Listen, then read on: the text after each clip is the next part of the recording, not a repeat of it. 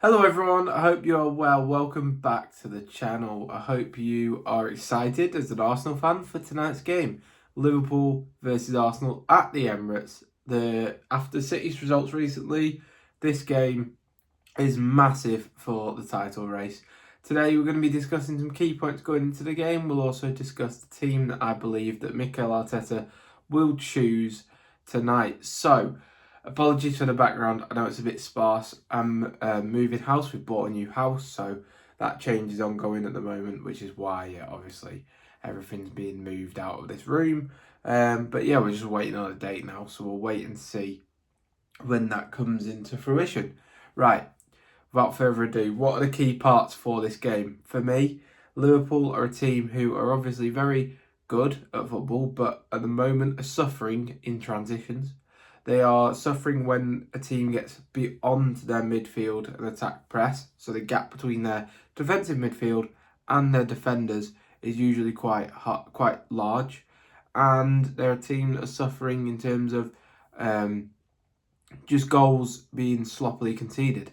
So I do believe that we are in a good position to hopefully bring them down and beat them. The key components of the game will be how we affect in the half space between the attack and defence, and how we can control the game and limit errors. I think one thing that Arsenal have done recently is that when the ball has been on the second ball in or around the box, we haven't got out enough to win that or clear it. So an example here is the late winner that Villa scored against us. The ball was bouncing around. There was a lot of chaos, and we just didn't sort of put out that fire. The other one that springs to mind is the Krupi goal. It was a long range, great strike outside the box, but he should not have been allowed that much time when the ball came out to him. We should have had someone going out to him. So that is two things that I have picked up on in terms of Arsenal's weaknesses recently, and that could also be really key for Liverpool's long range late box ball strikers. I'm thinking Gravenberch, he does usually get quite a few goals from outside the box. Another player who can do that is McAllister, obviously, and that is something just to be aware of. I think Ekitike is a player that could cause chaos, that could cause the ball to break to one of those guys, but also Gakpo does have a good record against Arsenal, so they're the people to worry about, in my opinion. We're going to go through the squad and who I would personally select from a tactical perspective, and I'll also put on, there is a slight difference for me as who I'd probably expect to be picked versus who Arteta would pick, so we will also say that. In terms of predictions for the results, I think that Arsenal should win this game, but I don't think it's going to be as comfortable as a lot of people do, so I'm going to say it's going to be a 2-1 victory, and I'd be really happy with just the 3 points, especially after the result last night between Brighton and Man City. If Arsenal can take maximum points and really punish Man City, then that'll do us the world of good. In terms of the starting 11 then, I think it's fair to say Raya will be in goal. That's pretty much nailed on. Unless he gets an injury, then Raya should be starting the game. The back four sort of writes itself a little bit. I think that Timber will come in. Ben White is obviously coming back from his hamstring injury. Timber's really good in a 1v1 defensive situation, and hopefully that'll come to fruition. In terms of the centre-backs, it's clearly going to be Saliba and Gabriel at the back. I think that they are the best defensive partnership in the league, and there's no reason to change that in such a big game. And then you've got a left-back. I'd personally go Hincapi. I think he offers a little bit more defensively than Lewis Skelly. I don't think Lewis Skelly defensively is necessarily what we need for this game. In terms of the midfield, I'm going to go with Zubimendi, Rice and Ødegaard. I don't think it's a game for Eze, really. I think Ødegaard has been absolutely phenomenal in recent weeks. Rice has as well. And Zubimendi would do some control. What I would do, though, is I would play a 4-2-3-1, more that it's a double pivot, which we did in the second half of the Villa game that we won, to get a bit more control. I'd start with the double pivot of Rice and Zubimendi, because I just think we need that defensive solidity, not to concede a goal really early, and to ensure that we get the control within the match, because Liverpool are a very good team.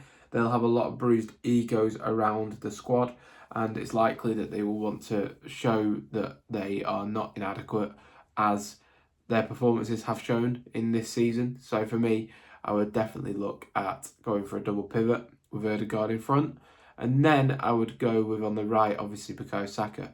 This is where it differs, though, for what I think that Arteta will do. On the left, I personally will go Martinelli, because I think there's the gaps to exploit. Martinelli against Liverpool always plays really, really well, and the gap between the midfield and the attack, he can exploit a lot in transition because of his pace.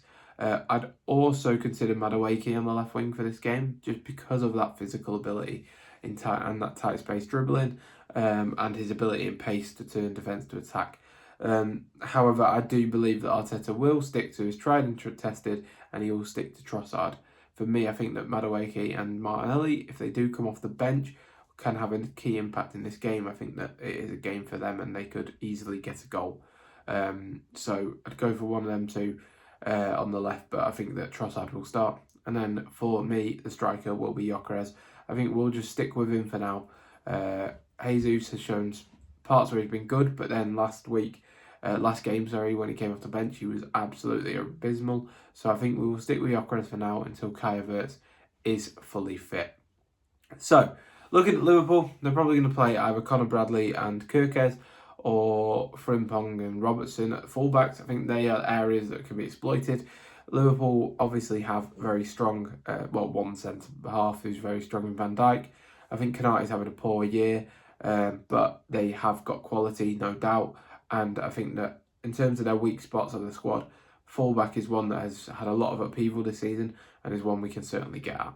So that would be my plan. Go at them on the wings, try and play around them, and then getting the balls into the box. And maybe at the edge of the box, we can see another Ødegaard cutback screamer. That it would be, or 2 Declan Rice goals again. That would be lovely. But that's what I think will happen in the game. That's my predictions for the lineup. I hope you have enjoyed. Apologies if you can hear that I'm a bit short of breath. I have got a cold, quite a substantial one. There's a lot of lurgy, isn't there, going around in the UK at the moment. So it is quite hard to speak, but I was aware that we haven't had a chat about Arsenal for a while. So I thought, let's just suck it up, be a bit ill, and get a video out there. Thank you for watching, and please like and subscribe if you're new. Goodbye. Come on, Arsenal.